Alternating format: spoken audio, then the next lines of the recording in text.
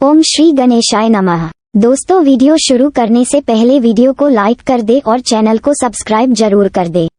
Story name is you are अजनबी and this story is begin from chapter 11 to 13 and guys don't forget to share your reviews and put on your earphones before starting the video for better experience. तो चलिए शुरू करते हैं। आरुषि ने जब आदित्य के मुंह से अपने लिए पत्नी शब्द सुना तो उसके दिल में उसे सुकून महसूस होने लगा था और हाँ, उसने सही कहा था कि वो उसकी पत्नी है और अब इस नाते आदित्य का उसके ऊपर पूरा हक है। आरुषि की आंखें जिनमें गुस्सा था अब वो थोड़ी नम्र हो गई थी, पर आदित्य उसका गुस्सा अभी काम नहीं हुआ था। उसने आरुषि की दोनों बाहों को पकड़ लिया और अपने करीब कर लिया और आदित्य ने आरुषि की आंखों में देखकर कहा, क्या तुम्हें मेरा छूना अच्छा नहीं लगता? क्या तुम्हें अभी भी अपने पुराने आशिक का छूना अच्छा लगता है? ये बोल आदित्य लगातार उसकी आंखों में देख रहा था तो वही आरुषि को आदित्य की पकड़ से काफी दर्द हो रहा था और आदित्य के खींचने से आरुषि का तौलिया काफी ढीला हो गया था, जिसकी खबर ना तो आरुषि को थी और ना ही आदित्य को। आरुषि ने अपने आप को उससे छुड़वाते हुए कहा, मिस्टर धनराजगीर, छोड़िए मुझे और मैंने कभी किसी को अपने आप को छूने दिया है और ना ही दूंगी, समझे आप? ये कह आरुषि ने अपनी बाहें हिलाई। तभी आदित्य ने आरुषि की बात सुनी कि उसने कभी भी अपने आप को कभी किसी को छूने नहीं दिया है, तो उसकी पकड़ आरुषि से ढीले हो गई, जिससे आरुषि ने जल्दी से उसे अपने आप से छुड़वा लिया। आरुषि जैसे ही उसकी पकड़ से आजाद हुई वैसे ही उसका तौलिया गिराने वाला था कि आदित्य ने उसे पकड़ लिया। आदित्य की छुवन आरुषि महसूस कर कांप गई। आदित्य ने उस पर ध्यान न देते हुए उसे अच्छे से तौलिए में लपेटा और उस तौलिए के आखिर के हिस्से को उसके सीने के पास खोस दिया। इन सब में आदित्य की उंगलियां उसके बदन को छू रही थी, जिससे आदित्य के और आरुषि के शरीर में एक अजीब सी हालचाल हो रही थी। आदित्य ने उससे नम्र लफ्जों में कहा, एक ना एक दिन तो हमारे बीच वो होना ही है जिससे तुम भाग रही हो। ये कह आदित्य बाथरूम में चला गया। हालांकि उसने शावर लिया था, पर आरुषि को देख उसकी बदन में आग लग गई थी। उसने आप को ठंडे पानी में भिगोना शुरू कर दिया। तो वही आरुषि आदित्य के जाने के बाद कुछ देर वैसे ही खड़ी रही और फिर धीरे धीरे उसने क्लोजेट से अपने लिए एक नाइट सूट निकाला। उसके दिमाग में अभी भी आदित्य की कही हुई बातें चल रही थी। हाँ, ये सच है कि कभी ना कभी यह तो होना ही है, और वो ये कैसे भूल सकती है कि वो आदित्य की पत्नी है। आदित्य ने उसे वो सारे हक दिए, तो क्या उसका फर्ज नहीं बनता कि वो उसे भी सारे हक दे? आदित्य ने सिर्फ अपनी माँ के कहने के लिए शादी की, पर आरुषि ने ये सब सोच एक गहरी सांस ली। उसने वो नाइट सूट पहन लिया, पर उसने ये ध्यान ही नहीं दिया कि वो सूट कैसा है। वो एक लाल कलर का सूट था जिसमें नीचे से साइड कट था, जिसमें से आरुषि की लंबी टांगे दिखाई दे रही थी, और वो सूट सीने की तरफ से नेट का था, जिसमें से लगभग सब दिख रहा था। उसके कंधे पर सिर्फ पतली सी पट्टी थी। वो सूट पीछे से बैकलेस था। आरुषि खाट पर बैठे हुए अपने पैरों को मोड़ अपनी गोद में तकिए को लिए सोच रही थी। आदित्य ने जो भी कहा वो सच है, वो उसे सारे हक दे रहा है, तो मैं क्यों ना दूं? उसने अब तक मेरा कितना ख्याल रखा, उसने मेरे सच पर यकीन किया। पर उस विशाल ने हुमम ये सोचते हुए उसके चेहरे पर नाराजगी थी। उसने नहीं, आदित्य ने उस पर भरोसा किया। आरुषि को भी आदित्य को उसका थोड़े देर पहले हुआ इंसिडेंट याद आया, जिस वजह से उसके चेहरे पर एक हल्की सी स्माइल आ गई। आदित्य का उसका छूना कितना बेचैन कर गया उसे, और उसकी वो आंखें, ये सोच आरुषि की मुस्कान और बड़ी हो गई। तो वही वो आदित्य उसे क्लोजेट रूम के दरवाजे पर से खड़ा होके देखने लगा। आरुषि को मुस्कुराता हुआ देख पहले तो आदित्य कौन खुशी होने ही वाली होती है कि तभी उसके मन में ये ख्याल आया कि कहीं आरुषि विशाल को सोच नहीं मुस्कुरा रही। यह बात आते ही आदित्य ने कस के अपनी मुट्ठी भींच ली। आदित्य गुस्से में बेड के पास आया और एक बगल लेट गया। आरुषि ने ये देखा तो वो एक पल के लिए चौंक गई, क्योंकि आदित्य काफी जल्दी आया और लेट गया। आरुषि ने भी उसे देखा तो दूसरी तरफ लेट गई। उसने आदित्य की तरफ देखा, जिसने दूसरी तरफ मुंह किया था। आरुषि को नहीं पता था कि क्या हुआ, पर फिर भी वो उसे देखने लगी। जब आदित्य को अपने ऊपर आरुषि की तपिश महसूस हुई तो उसने उसकी तरफ पलट कर देखा। आरुषि उसे ही देख रही थी। आदित्य ने उसे रूखी आवाज में कहा, तुम मुझे क्यों देख रही हो? आरुषि को उसका रूखापन नहीं लगा, फिर भी उसने कहा, तुम ही ने कहा कि मैं तुम्हारी पत्नी हूँ, तो इसलिए देखा। आरुषि ने इस बार बिना किसी शर्म के कहा। उसने तय कर लिया था कि वो एक बार इस रिश्ते को जरूर मौका देगी। और पूरा निभाएगी। आदित्य ने जब आरुषि की आंखों में देखा तो उसे अभी कुछ अजीब लगा और उसकी कही बातें जो उसने अभी कही आदित्य को हैरान कर गई। आदित्य उसे घूरते हुए पूछा, तुम क्या करने की कोशिश कर रही हो? आरुषि ने उसकी ओर देखा और थोड़ा सा खिसक कर उसके पास गई और थोड़ा सा ऊपर उठी। आदित्य उसे देख कंफ्यूज था, पर फिर भी वो अपनी जगह से नहीं हिला। पर आरुषि का उसके इतने करीब होना उसे एक बार फिर पागल बना रहा था। वो कुछ बोलता इससे पहले आरुषि ने झुक के उसके होठों को बंद कर दिया। आदित्य को एक झटका सा लगा आरुषि की इस हरकत पर। उसे यकीन ही नहीं हुआ कि आरुषि ने अभी अभी क्या किया। तो वही आरुषि समझ गई कि आदित्य को यकीन नहीं हुआ। काफी देर तक आरुषि की किश का आदित्य ने कोई जवाब नहीं दिया तो आरुषि ने उसे हल्के से बाइट किया और उसके होठों से दूर हुई। उसके बाइट से आदित्य होश में आया। वो उसे हैरानी और खुशी से देखने लगा तो वही आदित्य का चेहरा देख आरुषि शर्मा कर खुद को ब्लैंकेट में छुपा लिया। आरुषि को ऐसे शर्माता देख आदित्य के चेहरे पर एक शरारती स्माइल आ गई। वो धीरे से आरुषि के ऊपर आ गया। वो ब्लैंकेट हटा दिया। आरुषि ने अपनी आंखें बंद कर रखी थी। उसे आदित्य की आंखों में देखा नहीं जा रहा था, पर आदित्य की गर्म सांसें उसे खुद के चेहरे पर महसूस हो रही थी। आरुषि के दिल की धड़कन बढ़ गई थी तो वही आरुषि को इस तरह घबराता देख आदित्य ने उससे कहा, इस तरह आंखें बंद करने से तुम बचोगी नहीं। जो होने वाला है वो तो होकर ही रहेगा। ये बोल उसने आरुषि के कैप्ते होठों को अपने होठों से कैद कर लिया। आरुषि ने कसकर बेड शीट को पकड़ लिया तो वही आदित्य समय के साथ उसे डीप किश कर रहा था। आरुषि ने भी अब हार मसान ली। वो उसके किश के साथ खोसी गई। उसके हाथ अचानक ही आदित्य के बालों को सहलाने लगे।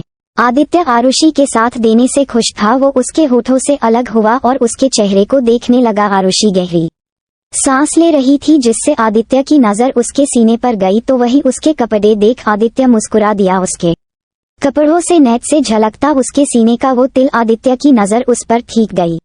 आरुषि कब से आदित्य को देख रही थी। उसने जब आदित्य की नजरों का पीछा किया तो उसे पता चला कि आदित्य क्या देख रहा है और उसे ये भी पता चला कि उसने कैसे कपड़े पहने हैं। उसने मन ही मन कहा, अपनी सोच में मैंने ध्यान ही नहीं दिया कि मैंने कैसे कपड़े पहने हैं। अब तो मैंने शेर को खुद ब खुद डिनर पर इनवाइट किया है।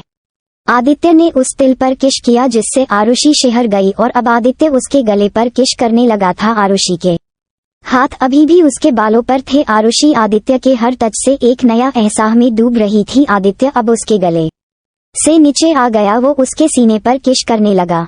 तभी आदित्य ने धीरे से उसके कपड़े निकाल दिए। थोड़ी देर बाद अब दोनों के ही शरीर पर कपड़े नहीं थे। आदित्य उसे चूमते हुए नीचे आया कि तभी जब आदित्य उसकी बॉडी में इंटर करता है तो आरुषि की चीख निकल जाती है।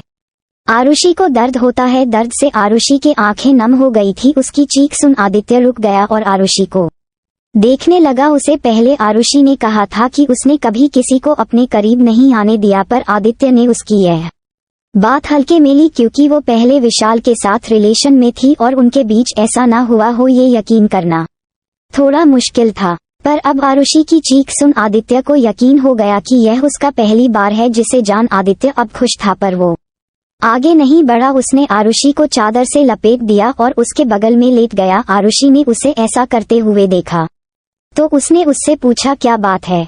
आदित्य ने उसे अपनी बाहों में भर लिया और कहा, कुछ नहीं, तुम्हें दर्द होगा। उसकी बात सुन आरुषि को बहुत अच्छा लगा। आरुषि को अपनों ने दर्द दिया पर आदित्य उसे दर्द नहीं देना चाहता था, इसलिए उसने अपने आप को काबू किया। आरुषि उसे एक तक देख रही थी कि तभी आदित्य ने उसे देखते हुए कहा, एक दिन हम ये जरूर करेंगे। ये कह उसने उसके माथे पर किश किया और उसे अपने और भी करीब किया। आरुषि उसके सीने से लग सो गई। अगली सुबह 8 बजे आरुषि ने धीरे धीरे अपनी आंखें खोली और वो सपने आसपास के जगह को देखने लगी। उसे याद आया कि वो कहाँ है तो वो उठकर बैठ गई कि तभी उसकी नजर यहाँ वहाँ गई। वो वहाँ सिद्धार्थ को ना देख बेचैन हो गई। वो उसे देखना चाहती थी। वो अपने आप को चादर से कवर कर क्लोजेट रूम में गई और दरवाजा बंद किया। उस बड़े से क्लोजेट रूम में ही बाथरूम था। आरुषि जल्दी से वहां गई और जल्दी जल्दी फ्रेश हुई। वो नहा धोकर बाहर आई और एक टी शर्ट को पहन लिया और जीन्स भी। उसके बाल अभी भी हल्के गीले थे। उसने उसे अच्छे से पोंछा, फिर उन्हें ऐसे ही खुले छोड़ दिया और एक क्लच अपनी पेंट की पॉकेट में रख लिया और एक रबर बैंड अपने हाथ में डाल लिया। वो जल्दी से नीचे आई। उसे अब रहा नहीं जा रहा था। वो आदित्य को देखना चाहती थी। वो नीचे आई, उसने यहाँ वहाँ देखा पर आदित्य उसे कहीं भी नहीं दिखा। वहाँ कुछ सर्वेंट थे और गार्ड थे। आरुषि को अब चिंता होने लगी थी। कल की सुबह थी जहाँ उससे उसका परिवार छीन गया, पर आज की सुबह वो आदित्य को नहीं खोना चाहती थी। वो यहाँ वहाँ देख रही थी कि तभी उसे पीछे से आवाज आई, तुम किसे ढूंढ रही हो? उसने वो आवाज सुन जल्दी से पीछे मुड़ कर देखा तो वहाँ एक तरफ आदित्य खड़ा था और उसके पीछे आहान। आरुषि ने आहान पर ध्यान नहीं दिया और भागकर आदित्य के पास गई और उसके गले लग गई। उसने उसे काफी जोर से पकड़ा था। आदित्य को आरुषि के ऐसा करने की उम्मीद नहीं थी। आरुषि की पकड़ से उसे समझ आ रहा था कि वो डरी हुई है। आदित्य ने भी उसे कस के पकड़ लिया तो वही आरुषि ने उससे वैसे ही कहा, आप कहाँ थे? मैं कब से तुम्हें ढूंढ रही हूँ। आदित्य ने उसे खुद से दूर करते हुए कहा, मैं स्टडी रूम में काम कर रहा था और तुम इतनी परेशान क्यों हो? आदित्य ने उसके परेशान हो चुके चेहरे को देख उससे पूछा तो आरुषि उससे कहने वाली थी कि आदित्य के पीछे आहान को देख चुप हो गई तो वही आदित्य ने यह बात नोटिस कर ली। उसने तिरछी निगाहों से आहान को देखा तो आहान जल्दी से वहां से चला गया। उसके जाने के बाद आदित्य ने आरुषि को अपनी बाहों में उठाया और उसे अपने साथ डाइनिंग एरिया में चला गया। आरुषि अचानक आदित्य के उसे उठाने से हैरान थी। उसने उसके गले में बाहें डाल दी और उसे ही देखने लगी। उसके हैंडसम से फेस पर वो चमक, वो हल्की स्माइल, वो उसमें खो गई। आदित्य आरुषि के साथ डाइनिंग एरिया में गया और वहां जाके अपनी सीट पर बैठ गया। आरुषि अभी भी उसकी गोद में बैठी हुई थी। आदित्य के बैठने के बाद सर्वेंट ने आके उन्हें नाश्ता सर्व करना शुरू किया। सर्वेंट को देख आरुषि को शर्म आने लगी। वो आदित्य के गोद से उठाने को हुई तो आदित्य ने उसे कस के पकड़ लिया। आदित्य ने फिर से उसे अपनी गोद में बिठा लिया। ये देख आरुषि ने उसे आंखों से इशारा किया जैसे वो कहना चाह रही हो कि सर्वेंट हमें देख रहे हैं, पर आदित्य ने अपनी गर्दन ना में हिला दी और उसे शांत रहने को कहा। वही सर्वेंट ने आदित्य को जब से एक लड़की के साथ देखा है और उन्हें जब से पता चला है कि वो और उनके बॉस की शादी हो गई है तो वो सभी उसे अपनी मैडम मानने लगे हैं। उन्होंने एक बार भी आरुषि को नजर उठा के नहीं देखा क्योंकि वो लोग आदित्य को अच्छे से जानते थे। आरुषि को ना चाहकर भी आदित्य के गोद में बैठना पड़ा। वही आदित्य आरुषि को शर्माता देख मन में हंस रहा था। सर्वेंट ने नाश्ता टेबल पर रख दिया था और वहां से चले गए। आदित्य ने सैंडविच का पीस उठाया और आरुषि के मुंह के पास ले गया। आरुषि ने एक बार आदित्य को देखा और उस सैंडविच को फिर उसे खा लिया। उसके खाने के बाद आदित्य ने बचा हुआ सैंडविच खा लिया। उसे ऐसे खाते देख आरुषि मुस्कुराते दी। फिर उन दोनों ने ऐसे ही नाश्ता किया। आखिर में दूध का ग्लास था जिसे देख आरुषि ने अपना मुंह बना लिया। उसे ऐसे मुंह बनाते देख आदित्य समझ गया कि वो दूध को नापसंद करती है। आदित्य ने उस दूध के ग्लास को उसके मुंह के पास ले जाते हुए उससे कहा, ये लो। आरुषि ने उसके हाथ को दूर हटाते हुए कहा, नहीं मुझे यह नहीं पसंद। आदित्य ने फिर उसके पास दूध का ग्लास लाते हुए कहा, हाँ पर इसे पीना जरूरी है, तभी तो तुम में ताकत आएगी। आरुषि ने उसके हाथ से ग्लास लिया और टेबल पर रखते हुए बोली, मुझमें बहुत ताकत है और मुझे इसकी जरूरत नहीं। आदित्य ने उसे घूर कर देखा और कहा, चुपचाप पियो, मैंने कल रात ही देख लिया था कि तुम में कितनी ताकत है। उसकी बातें सुन आरुषि हैरानी से उसे देखने लगी। वही आदित्य के चेहरे पर एक ईविल स्माइल थी। उसने कहा, अगर तुम यह नहीं पियोगी तो यहाँ से जाने के बारे में तो भूल ही जाना। आदित्य ने लगभग उसे धमकाते हुए कहा। वो भी प्यार से आरुषि को मन मारकर ना चाहते हुए भी उसे वो दूध पीना पड़ा। दूध पीकर आरुषि ने उसे घूरा और वो वहां से उठ गई। आदित्य उसे ऐसे जाते देख मुस्कुराते दिया। दूसरी तरफ सिंघानिया हाउस, सभी लोग बैठकर बातें कर रहे थे। विशाल के माँ और पापा को पता चल गया था कि क्या वो हुआ था और घर की इज्जत बचाने के लिए उन्होंने माया को विशाल के लिए पसंद कर लिया। विशाल की मां ने कहा, मुझे माया पसंद है, अगर मेरा बेटा खुश है तो तब तक सब कुछ ठीक है। ये कह उन्होंने घामर से अपनी गर्दन ऊपर की तो वही माया की मां ने जब ये सुना तो उनके मन में लड्डू फूटाने लगे। उन्होंने मन में कहा, अब जैसा हम चाहते हैं वैसा ही हो रहा है। अब मेहता इंडस्ट्री मेरी बेटी की होंगी। मेहता इंडस्ट्री का जो कुछ भी होगा वो सब कुछ मेरी बेटी को मिलेगा, ना कि उस आरुषि को। ये कह उन्होंने माया और विशाल को देखा जो एक दूसरे को देख शर्मा रहे थे। माया के पापा ने कहा, तो फिर ठीक है, अगले हफ्ते माया और विशाल की सगाई होंगी।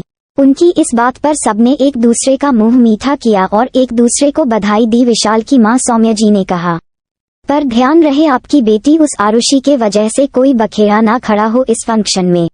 सम्या जी ने उन सभी को हिदायत देते हुए कहा तो वही वनराज जी और रागिनी जी अच्छे से समझ रहे थे कि सम्या मेहता आखिर कहना क्या चाहती है। वो लोगों ने हाँ में गर्दन हिलाए। तो वही माए के दिमाग में ना जाने क्या आया। उसने उन सभी के जाने के बाद वनराज जी से कहा, पापा मैं चाहती हूँ कि आरुषि दी भी इस शादी में आए। उसकी इस बात पर रागिनी जी ने कहा, माया तुम्हारा दिमाग खराब है क्या, जो अब तुम कैसे बातें कर रही हो। माया ने अपनी माँ को आंखों से इशारा किया चुप रहने का, तो रागिनी जी चुप हो गई। वही वनराज जी को देखते हुए मिसेस्या आगे बोली, अगर किसी ने फंक्शन में ये कहा कि तुम्हारी बड़ी बहन कहाँ है तो हम क्या जवाब देंगे। लोगों को वैसे भी हमें देख लोग तो बातें बनाएंगे ही, पर अगर आरुषि दी वहाँ नहीं दिखी तो। ये बोल वो चुप हो गई। वही रागिनी जी और वनराज जी को उसकी बातें काफी हद तक सही लगी। मेहमानों से कह देंगे कि विशाल और माया एक दूसरे से प्यार करते हैं तो इस वजह से उनकी सगाई करा दी जा रही है, पर अगर आरुषि वहाँ नहीं दिखी तो लोगों के अनगिनत सवाल बहुत भारी पड़ेंगे। वनराज जी ने कहा, ठीक है, पर वी सिर्फ सगाई के लिए आ सकती है, उसका हमसे कोई रिश्ता नहीं होगा, सिर्फ लोगों को दिखाने के लिए एक नाटक होगा। उनकी बात सुन माया के चेहरे पर कुटिल मुस्कान आ गई। तो वनराज जी ने रागिनी जी से कहा, आप उसे बुलाइए और उसे सब समझा दे। ये बोल वो अपने कमरे में चले गए। तो वही रागिनी जी उनके जाने के बाद माया के पास आई और कहा, माया ये सब क्या है। माया ने अपनी माँ को समझाते हुए कहा, दिल का सुकून माँ वो क्या है ना, जब उस आरुषि को पापा ने थप्पड़ मारा था और विशाल भी सामने था तो उस वक्त उसकी हालत देख मुझे सुकून मिला, बस वो सुकून मैं फिर से महसूस करना चाहती हूँ। रागिनी जी ने कहा, मतलब। माया ने उनसे कहा, वो मैं चाहती हूँ कि जब विशाल मुझे सगाई की अंगूठी पहनाए तब आरुषि सामने हो, उसका दिल टूटने पर जो सुकून मुझे मिलेगा वो अलग ही होगा। उसका सब कुछ छीनते हुए मैं अपनी आंखों से देखना चाहती हूँ और उसे भी दिखाना चाहती हूँ। ये बोल वो हंसाने लगी। तो वही रागिनी जी को अपनी बेटी पर गर्व हो रहा था, उन्होंने भी उसका साथ देना सही समझा। सो अभी कहानी जारी रहेगी। So don't forget to share your review and comment your best part of an story. और अगर आपने अभी तक हमारे चैनल को सब्सक्राइब नहीं किया तो कृपया इसे सब्सक्राइब करें और बेल आइकन पर क्लिक करें ताकि आप हमारी नई कहानी पहले पा सके। And if you like my story so comments your feelings with heart emoji. तो मिलते हैं नेक्स्ट वीडियो, तब तक के लिए राधे राधे।